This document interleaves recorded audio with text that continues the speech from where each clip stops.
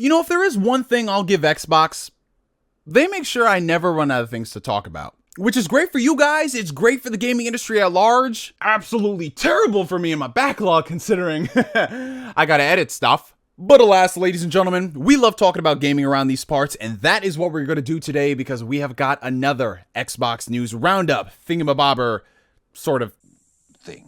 Which is actually the third Xbox news update we've done in less than a week, which is absolutely asinine when you think about it. Like, we went from getting little to no news, which is kind of par for the course for the first couple of months of a next-gen console being out, to literally Xbox dropping like 62 updates in the span of 6 hours, and it's just, I can't keep up. And yet, I welcome this craziness. I live for the thrill. Now, before we dive into a lot of the new stuff we learned about today, I have a couple of updates on things that happened in the last Xbox news update that we did. First things first, in regards to the upcoming Xbox wireless headset. Yes, as you guys I'm sure are aware by it now, Xbox is dropping a first-party proprietary headset. It's set to release on March 16th, which is today by the time you guys are watching this video. And everything we've seen about the headset seems really solid. It's boasting some pretty cool technology in there. Microsoft was bragging about the seamless integration going from Xbox to PC to all the other Bluetooth-enabled devices. Me, myself, and I, while I am excited for our first-party proprietary headset, I was going to wait a little while until I saw a couple of reviews for it, because while that headset is at a very attractive price, $100 is great, especially compared to everything else out on the market, I still had my reservations.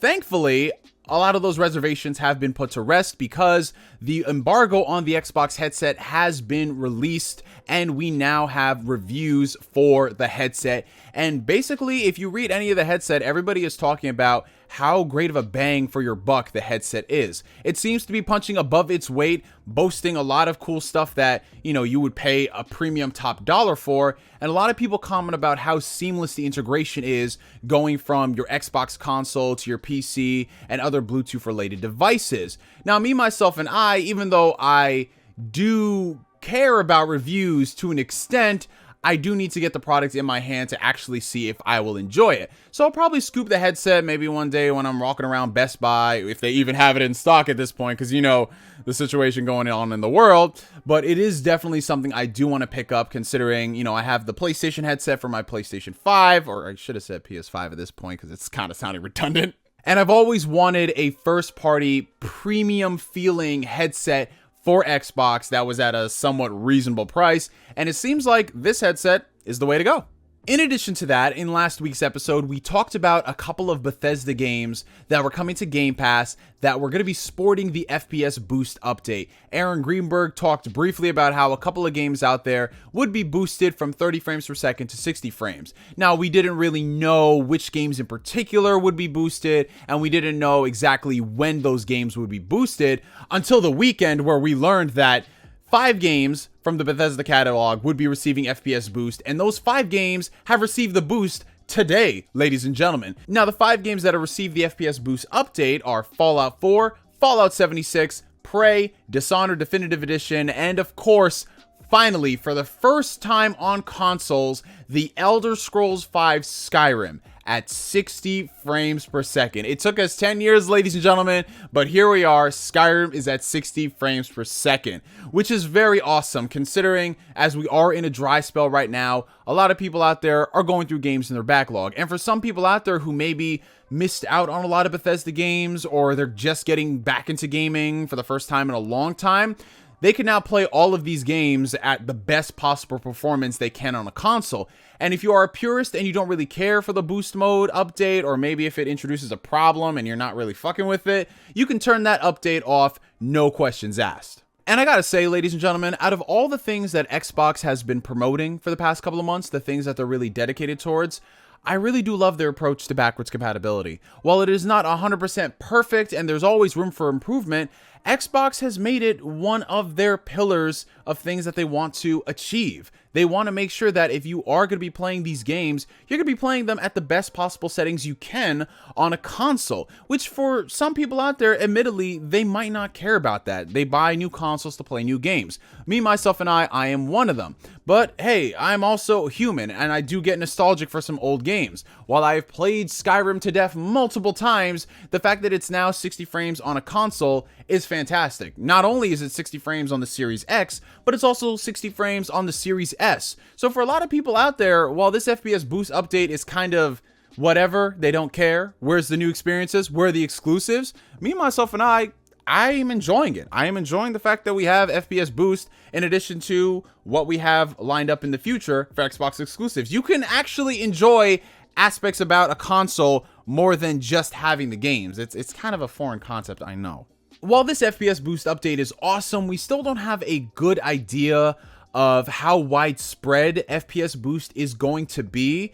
While it was great to have this update coincide with the Bethesda acquisition, we still don't know how many games are going to be receiving this update and what is going to be the pace of this update. Is it going to be every couple of weeks? Is it going to be on a month-to-month basis? We have no good idea, but Xbox, they're always as transparent as they can be. So I'm sure at some point they'll announce on a blog post that, hey, here's the next batch of games that are going to be receiving the FPS boost. But speaking of games that have received a boost to their frame rate, out of nowhere, Obsidian dropped an update for The Outer Worlds. You guys remember The Outer Worlds? It came out around a year and a half ago. Very good game. It's for all intents and purposes a spiritual successor to Fallout New Vegas. Obviously, that is a simplification, but it is the closest thing we can get to Fallout New Vegas in this current climate. And for what they were able to pull off with that game, you know, a smaller scale and scope, I really enjoyed my time with The Outer Worlds. But for a lot of people out there who are playing it on consoles,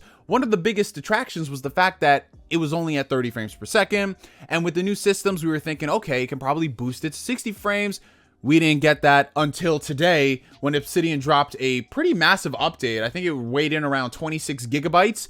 And in that update, the frame rate was increased from 30 to 60. So if you have always been on the fence about The Outer Worlds, you wanted to try it out, but you couldn't get behind the frame rate, now you can play the game at 60 frames per second. But fear not, ladies and gentlemen, this update is not exclusive to Xbox. If you are a PlayStation owner and you are looking at Outer Worlds, maybe checking it out down the road, this update was also released for that console as well. So that's pretty awesome. I really do hope going forward that a lot of developers, if they can, of course, you know, logistics and timing and how things work in the gaming industry, sometimes they might not have time to do it, but I would love to see more developers come out there and patch their last generation titles, because there's a lot of games from last gen. Let's take, for example, a game I completed recently, Red Dead Redemption 2, that are still stuck at 30 frames per second. Some run better than others, but with the new power in these consoles, I guarantee you, at least on some level, these games could be running at a higher frame rate. And if not a higher frame rate at that specific resolution,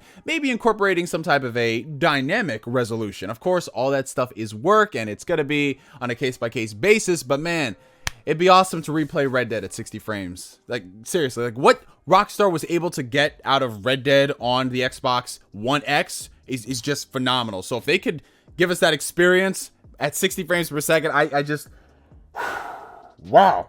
Now moving into the biggest news story of the week, ladies and gentlemen, Xbox Game Pass acquisitions, which I believe is going to be a segment going forward, considering the way Xbox has been hyping up Game Pass and a lot of the rumors and rumblings we're hearing around the industry. It doesn't seem like the acquisitions are stopping. So over the weekend, there was a tease put out on the Xbox Game Pass Twitter account by Melissa McGamepass. And if anybody has been following that Twitter account, they usually leave a couple of hints, wink wink nudges into what the game would be. Of course, the last big one that everybody got excited about was Control when that hit Game Pass. So in this tweet from Melissa McGamepass, a lot of people were alluding to the idea that Outriders, which is of course the next game coming from People Can Fly, published by Square Enix, that game would be releasing on Game Pass. But until we got a concrete confirmation, everything was just up in the air, even though it was kind of obvious if you've played the Outriders demo. And we finally got our confirmation that Outriders is indeed coming to Game Pass, but not just that, ladies and gentlemen, it's releasing on Game Pass day one, which is a major get for the service. Now, talking about Outriders as a game, I'm just going to be honest, you guys. I don't sit here and try to pretend, you know, to tap dance and say, oh yeah, Xbox is getting Outriders and it's awesome because the player base, yada, yada, yada. I'm not that type of guy. I'll check it out on Game Pass, considering it's on the service, to see what it's hitting for. Maybe it'll be my cup of tea. Maybe it won't. But when you're talking about Xbox Game Pass, getting a new release game, day and date, day one on Game Pass, this third-party deal that Microsoft has struck with Square Enix could potentially be a tease for what's to come in the future. Because if I'm being honest, you guys, while Game Pass is great, Microsoft, you're going to have all the day one exclusives on the service. Let's be real about life for a second. It is going to take a couple of years for those games to hit the service. Bare minimum, we're probably waiting another year, 2 years at max for some of those games to hit. So what do you do in the meantime to try to grow the service? Well, you can do what they've always done and, cut a lot of deals to put old games on Game Pass. But a lot of people out there are always looking for the next greatest thing to play, something new. So them securing Outriders, scooping that up and putting it up on Game Pass, I'm not saying it's going to cause a lot of people to suddenly subscribe to the service, especially because for whatever reason, it's only exclusive to Game Pass console and not Game Pass PC, which is very weird, and it kind of goes against the whole one unified ecosystem thing, which I'll actually do a whole video on because I do have my gripes with Game Pass on PC by comparison to Game Pass on console. But the idea of them launching a third-party game like Outriders, whether it is a success or is not a success, day one the service is really friggin' dope. And I think that might be something Microsoft does going forward with a couple of other third-party games, whether they be single player or multiplayer, because let's be honest, you guys, games are not cheap. This hobby, while we love it, it is a very expensive hobby, and you need to have a lot of disposable income to keep up with all of this stuff, even if you're a person like me who waits for a lot of these games to go on sale. So in an era where a lot of games out there are going to be retailing at $70, that is a pretty powerful marketing tool. I'm just going to be honest, you guys. Whether a lot of people care that the game is on Game Pass and you're technically renting it, it doesn't matter because it's on the service. You can experience it. And if you like it, you can buy the game at a discounted price. So it's going to be very interesting to see what they do going forward. In addition to more out of the blue announcements from Xbox coming to Game Pass tomorrow, Undertale. Yeah, you guys remember Undertale, right? Like one of the most successful indie titles to date. So much so that Sakurai is a fan of it and he put Undertale in Smash Brothers, which is so incredible to see. For the longest time, that game has not been available on Xbox. It's on PlayStation, it's on Nintendo Switch, of course it's on PC, but now it's coming to Xbox just out of the blue, which is so weird. Now, being a big Nintendo Switch owner, I got used to a lot of these random shadow drops where this game is coming to Switch, that game is coming to Switch, and it's out next week. Like, I live for those things. That stuff just, it feeds me. It gives me so much adrenaline. So something like Undertale, even though it is an indie game, that coming to Game Pass is just friggin' phenomenal, man. And I think I am due for another Undertale playthrough because that game is, it's definitely experience, and I always recommend people check it out. And that about wraps it up, ladies and gentlemen, with this Xbox news roundup thingamabobber sort of thing. It's crazy just to consider the fact that we've done 3 of these in less than a week, and just looking at the pace that Xbox has been going, there's probably going to be another one tomorrow. I hope not, but it might be.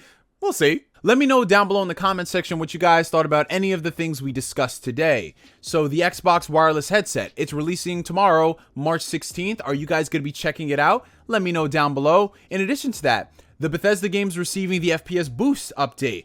Outer Worlds receiving an FPS update. Are you guys going to be checking those games out? Are you revisiting them? Or are you going to be playing them for the very first time? And then, of course, Outriders coming to Game Pass. For a lot of people, this is a major win. It's something that they've wanted Xbox to do for the longest time. Are you guys going to be checking out the game? Have you already pre-ordered it and you just don't care about Game Pass? And Undertale, an indie gem, something gamers have been clamoring about for years. Are you going to be checking that out for the very first time? Comment down below and let me know. And for me to for now, my name is NGS signing out, and like always, I will catch you guys later.